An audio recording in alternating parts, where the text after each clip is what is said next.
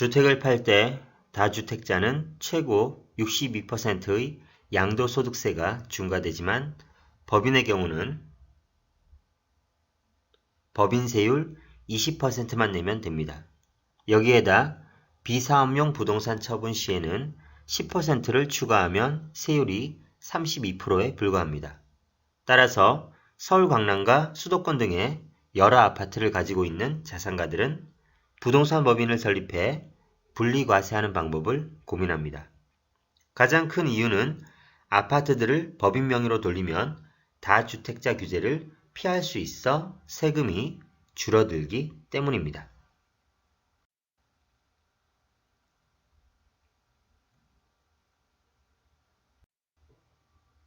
통계청 자료를 바탕으로 보면 부동산 법인은 계속 늘어나고 있습니다. 특히 9.13 대책 이후 부동산 법인 설립이 급격하게 증가했습니다.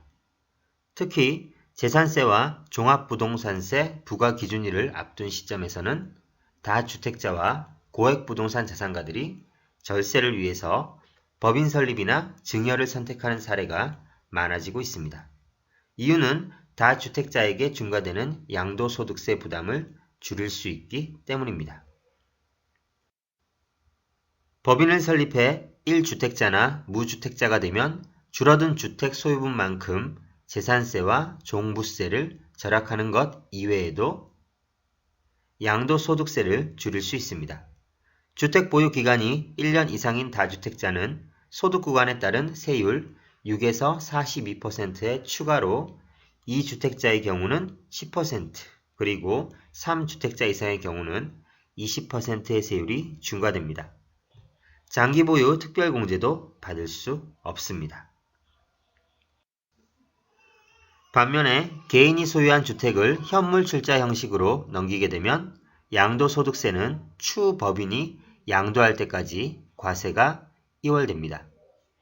향후 법인이 부동산을 매각할 때에도 법인은 부동산 수입에 대해 10에서 25%의 법인세만 내면 됩니다. 경매 투자에서도 부동산을 낙찰받을 때 법인을 설립하면 개인보다는 대출이 유리합니다. 법인은 투기가열지구 및 조정대상 지역이라도 기존 주택 처분 조건 없이 낙찰가의 80% 정도까지 대출이 가능합니다. 원리금 균등 상환 대출도 개인은 보통 1년의 거치기간 제한이 있지만 법인은 그렇지 않아서 법인으로 경매 낙찰 건수는 계속 늘어나고 있습니다. 다른 관점의 사람들은 법인을 설립하면 감정평가 수수료 등의 부대비용이 발생하므로 최소 20-30억의 부동산 자산가가 아니라면 큰 혜택을 기대하기 어렵다고 말하기도 합니다. 세무사 사무실에 매달 돈을 내야 하고 법인세 조정료를 매년 내야 하며 법인의 돈은 함부로 뺄 수가 없어서 현금화하려면 20% 이상의 세금을 내야 하는 등 나가는 돈이 만만치 않다고 합니다. 하지만 비용 처리를 최대한 하고 남는 돈은 계속 투자를 해서 과세를 계속 연기하는 방법을 많이들 사용하고 있습니다. 여러 채를 사고 팔고 하면 이익인 경우도 많습니다. 그래서 다주택자이면서 법인을 고민하고 계신 분들이라면 본인이 소유하고 있는 부동산의 규제지역 여부와 부동산 자산 규모 그리고 매매 타이밍 등을 고려해야 합니다.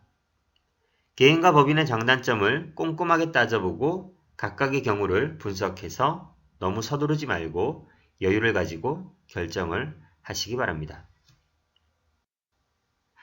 법인은 세금적인 측면에서 여러 가지 장점과 단점이 있고 부동산을 운영하는 측면에서도 장단점이 존재합니다.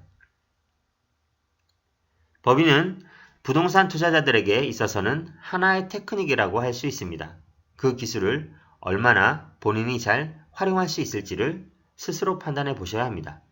그래서 법인을 잘 활용할 수 있다면 법인을 세워서 투자를 하면 되는 것이고 법인을 잘 활용할 수 없다면 그냥 법인을 세워놓아도 오히려 내 등에 짐을 짊어진 것이 되고 무용지물이 될 수 있습니다. 법인이 좋다고 해서 무조건 친구 따라 강남 가듯이 법인을 설립할 것이 아니라 본인에게 도움이 되는지 아닌지 잘 체크하셔야 합니다. 참고로 법인 설립에는 과밀 억제권역과 비과밀 억제권역이라는 것이 취득세 중과를 고려하셔야 합니다. 이 또한 5년이 지나면 괜찮습니다.